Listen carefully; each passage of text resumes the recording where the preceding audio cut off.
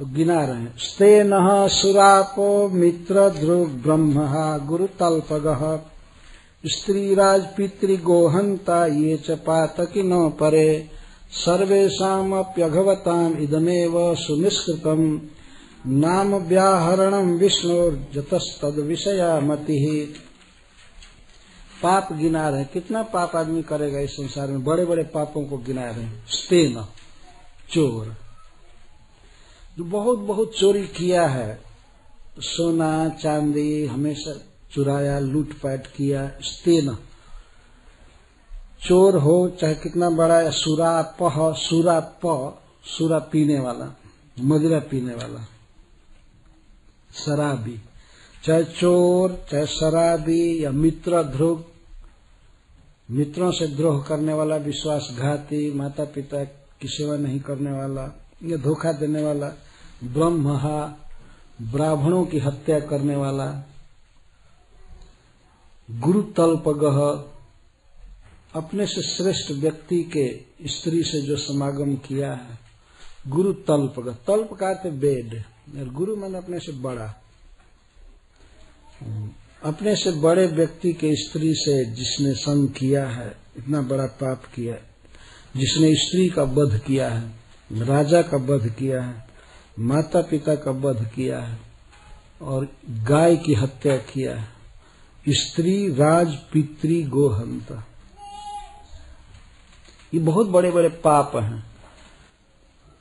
और ये च पातकिनो अपरे, और अन्य जो भी पातकी हैं, जितना भी पाप किए हैं, सर्वेषाम अपि अघवताम, सभी पापियों के लिए इदम एवं सुनिष्कृतम, केवल यही प्रायश्चित है। क्या? नाम व्याहरणम विष्णु, भगवान विष्णु के नाम का उच्चारण, इसी से सारे पाप समाप्त हो जाते हैं। जतस्तद विषयामति, नाम उच्चारण करने का सबसे बड़ा लाभ क्या है, इस विषय में भगवत पार्षद कहते हैं कि भगवान विष्णु की मति नाम उच्चारण करने वाले के प्रति हो जाती है। जो व्यक्ति नाम उच्चारण करता है तो उसके प्रति भगवान की मति हो जाती है कि मदीयो अयम मया सर्वतो रक्षणीय इति विष्णु मति भवति। जो व्यक्ति नाम बोलता है, कभी उच्चारण करता है, तो भगवान की तुरंत मति ऐसी होती है कि ये मेरा है और मुझे सब तरह से इसकी रक्षा करनी है। नाम उच्चारण करने वाले की मति नहीं लगती है भगवान में, हो सकता है, लेकिन भगवान की मति तुरंत लग जाती है कि ये मेरा भक्त है, इसे मुझे रक्षा करनी है, मेरा नाम बोल रहा है, ऐसी भगवान की मति हो जाती है। तो कई प्रकार के पाप यहाँ गिनाए गए हैं। सूरा पीना, चोरी करना, धोखा देना मित्रों को, ब्राह्मण की हत्या, गुरु पत्नी गमन करने वाला, स्त्री की हत्या करने वाला, राजा की, माता पिता की, गाय की, और जितने भी पाप हो सकते हैं, किसी भी पापी के पाप का प्रायश्चित हो जाएगा यदि वो भगवान के नाम का उच्चारण करे। कोई ऐसा पाप नहीं है जो भगवान के नाम के उच्चारण से न कट जाए। और जबकि ये सब ऐसे ऐसे पाप हैं कि अन्य प्रायश्चित हजारों बार किया जाए, तब भी पाप नहीं कटता है।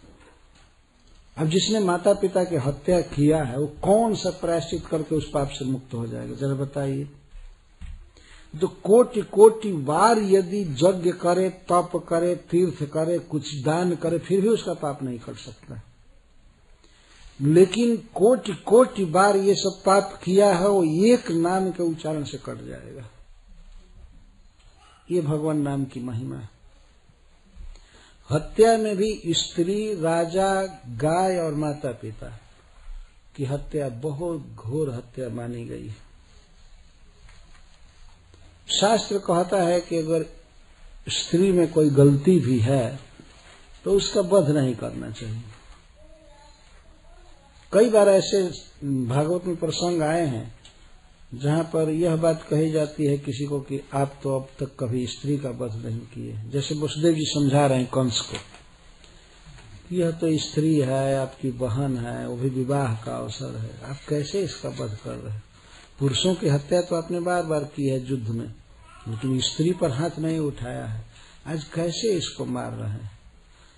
कई ऐसे प्रसंग है जहां स्त्री समझ करके छोड़ दिया गया।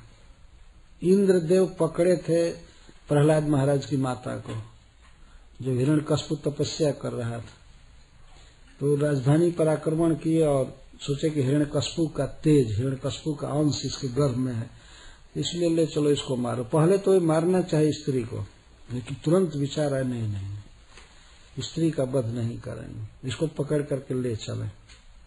जब प्रसव होगा तो इसके बच्चे की हत्या करूंगा, क्योंकि हिरण्यकश्यप का अंश एक दूसरा हिरण्यकश्यप ही तो होगा ना। वही एक अकेले इतना सता रहा है, उसका बेटा जब होगा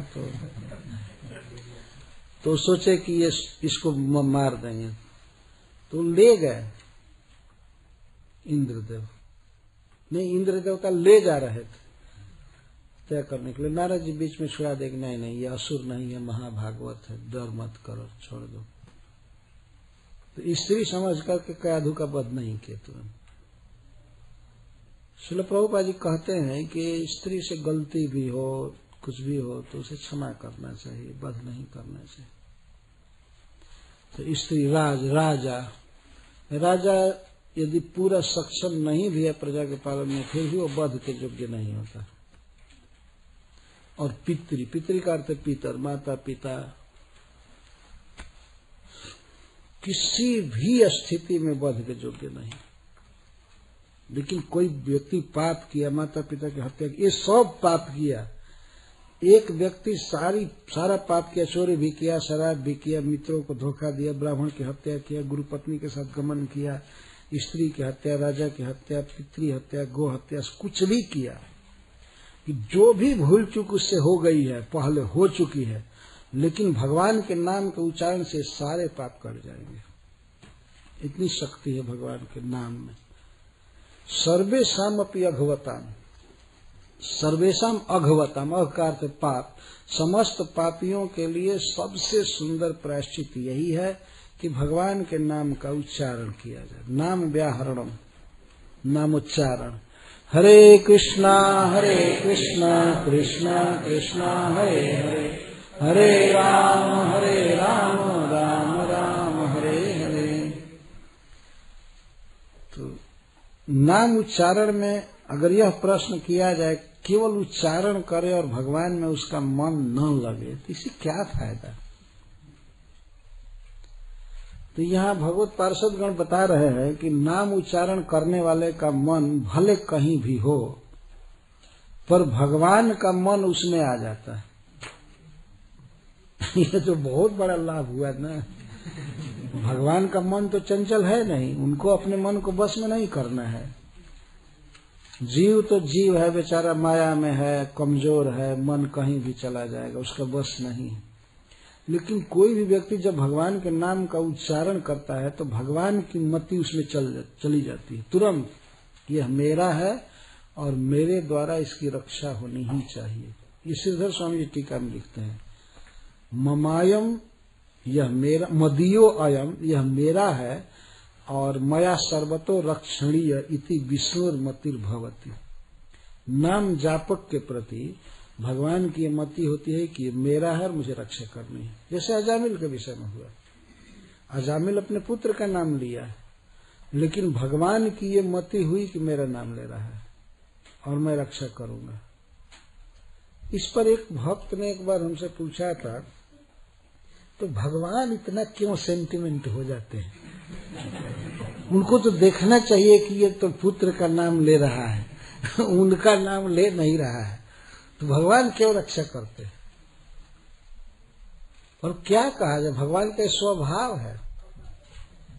अब लोक में भी देखिए, किसी का कोई नाम है और कोई व्यक्ति दूर से ऐसे ही नाम ले, उसको पुकारने के लिए नहीं, तभी एक बार ध्यान चला जाएगा मेरा नाम ले रहा है। तो बाद में पता चलता है नहीं दूसरे तरफ से बोला था, ऐसा आ जाता है एक बार ध्यान।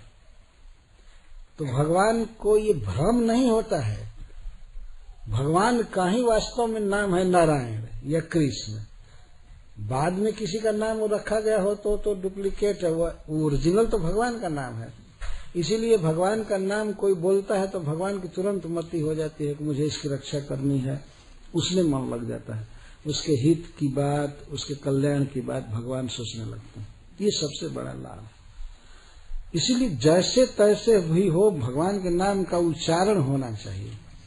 हरे कृष्णा कृष्णा कृष्णा हरे हरे राम राम राम हरे हरे। कुछ लोग भक्तों को निराश करते हैं, कहते हैं क्या ऐसे हरे कृष्ण कर रहे हैं, मन लगाना चाहिए ना भगवान में। मन तो लगा नहीं है, केवल जीभ से हरे कृष्ण कर रहे हैं। तो ठीक है, मन नहीं लगा है तो ये तो शास्त्र कहता नहीं कि पहले मन लगा लो तब उच्चारण करो, ये तो शास्त्र कहता नहीं है। और हमारा मन लगा है चाहे नहीं लगा है, भगवान हमारा ध्यान कर रहे हैं ना, ये क्या कम है हमारा ध्यान भगवान में नहीं है, लेकिन भगवान का ध्यान पूरा नाम जपने वाले में लग जाता है। वो रक्षा करते हैं, वो कल्याण करते हैं। ये तो बहुत अच्छी स्थिति है। जीव में शक्ति नहीं है कि अपने मन को समाहित करके भगवान के रूप में लगा सके, लेकिन भगवान में तो शक्ति है। जिसका चिंतन करेंगे, जिसको अपना मानेंगे, उसका कल्याण होगा ही। तो भगवान सदा ख्याल रखते हैं, ध्यान करते हैं उस भक्त का जो जप करता है, उच्चारण करता है। यही सबसे बड़ा लाभ है नाम उच्चारण का, कि भगवान का अटेंशन खींच जाता है। और तीर्थ यात्रा या दान, वेदाध्ययन, यज्ञ आदि करने वाले के प्रति भगवान का अटेंशन नहीं जाता। वहां जब नाम उच्चारण करता है तब भगवान का ध्यान आता है, अच्छा ये मेरा है, मेरे द्वारा इसकी रक्षा होनी चाहिए। इसीलिए चिंता नहीं करनी चाहिए कि ये पाजी मन कहाँ जा रहा है, इस पर तो बस चलेगा नहीं, कहीं जाए, लेकिन जिह्वा से उच्चारण करते रहना चाहिए। हरे कृष्णा कृष्णा कृष्णा हरे हरे हरे राम राम राम हरे हरे। हिंदी में एक दोहा है एक भक्त का, वो कहते हैं कि राम राम रटते रहो जब लग घट में प्राण, कबहू तो दीन दयाल के भनक पड़ेगी कान वो तो पहले उच्चारण से ही भनक पड़ जाती है उनको जब तक शरीर में प्राण है राम राम राम राम रटते रहो, कभी तो उनके कान में भनक पड़ेगी कि हमको बुला रहा है भक्त। और वास्तव में सबसे बलवान साधन भगवान से मिलाने वाला नाम ही है, और सबसे सुगम है, सरल है। इसमें देश काल का भी कोई नियम नहीं है कि यहीं पर उच्चारण करो वहां मत करो। कभी कभी भक्त पूछते हैं क्या बाथरूम में भी हम उच्चारण कर सकते हैं? मैं कहता हूँ हाँ, अगर और समय में सब समय उच्चारण करते ही हैं तो वहां भी कीजिए, लेकिन वहीं जा करके कीर्तन चालू कीजिए ऐसा तो नहीं होना चाहिए। यदि उसके अलावा कभी भी आपका नहीं रुक रहा हो तो ठीक है, वहां भी कीजिए तो कहीं भी खाईते सुईते जथा तथा नाम लय, देश काल नियम नहीं सर्व सिद्धि है। भगवान चैतन्य महाप्रभु कहते हैं, खाते समय, सोते समय, आलस में टहलते समय जथा तथा नाम लय लेना चाहिए, जैसे भी। देश काल नियम नहीं सर्व सिद्धि है। देश का नियम नहीं है कि मंदिर में ही जप करेंगे और रोड पर नहीं करेंगे, ये घर पर करेंगे, ऑफिस में नहीं करेंगे। जो देश कहते हैं, चाहे एयरपोर्ट हो, चाहे बस स्टैंड हो, चाहे रास्ता हो, कार में हो, बस में हो, घर में हो, ऑफिस में हो, कहीं भी हो, देश का कोई नियम नहीं। भगवान की पूजा आदि का नियम है कि एक अच्छे स्थान में स्थापित करके पूजा कीजिए। ऐसा तो नहीं करेंगे बाथरूम में मूर्ति ले जाइए और अगरबत्ती दिखाना चालू, वो देश का नियम है पूजा में। लेकिन भगवान के नामोच्चारण में कोई देश का नियम नहीं है, सर्व देश और सर्व काल। संडे को नाम ले सकते हैं, मंडे को ले सकते हैं, जनवरी में, फरवरी में, 2003 में, 2004 में, कोई काल की पाबंदी नहीं है। ये इसलिए यह साधन सबसे बलवान साधन है और सबसे सुगम, जीव का साथ देने वाला है। यही भगवान की प्राप्ति कराएगा। इसी का आश्रय लेना चाहिए, इसी की आवृत्ति करनी चाहिए। जीवन में रिकॉर्ड बनाना चाहिए कि हमने इतना आवृत्ति किया, इतना जप किया, ये किया। इसका बहुत बड़ा प्रभाव होता है। हरे कृष्णा कृष्णा कृष्णा हरे हरे, हरे राम राम राम हरे हरे। तो सर्वेषाम अपि अघवताम, सभी अघवानों के लिए, पापियों के लिए केवल इतना ही प्रायश्चित है कि भगवान के नाम का उच्चारण किया जाए। यद्यपि भगवान के नाम की केवल इतनी ही शक्ति नहीं है, इतनी ही शक्ति नहीं है। और शक्ति तो स्वस्त्यनम शब्द से बताया गया कि तो भगवान का प्रेम देता है, लेकिन पाप अपने आप ही नष्ट हो जाता है। पाप करने में इसको लगाना नहीं चाहिए। यदि पाप काटने में कोई नाम को लगाता है तो वो भी एक पाप ही, एक अपराध है। जैसे मान लीजिए किसी के पास बहुत बड़ा हाथी है और हाथी कहीं दूर पर है और उसके घर में, उस व्यक्ति के घर में एक चूहा निकला, तो चूहे को मारने के लिए हाथी लेकर के आवे कई माइल से, कई मील से, तो यह उसकी बेवकूफी है। एक चूहा को मारने के लिए हाथी को लगाने की जरूरत नहीं है, तुरंत मर सकता है। चाहे किसी सिंह को लाना कि हमारे घर में एक चूहा है उसको मार दो। तो नाम को पाप काटने में लगाना है, नाम का एक उपहास है, इसकी बेइज्जती है।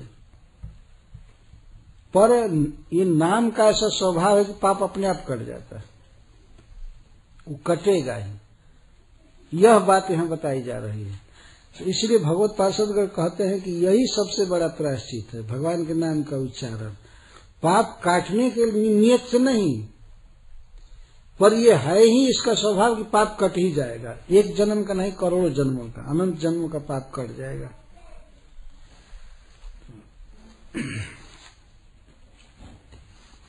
तो इसीलिए कहते सर्वेषामपि अघवताम इदम एवं सुनिष्कृतम, यही सबसे बड़ा अच्छा सुंदर प्रायश्चित है, विष्णु के नाम का उच्चारण। इससे भगवान की मति नामोच्चारक में लग जाती है।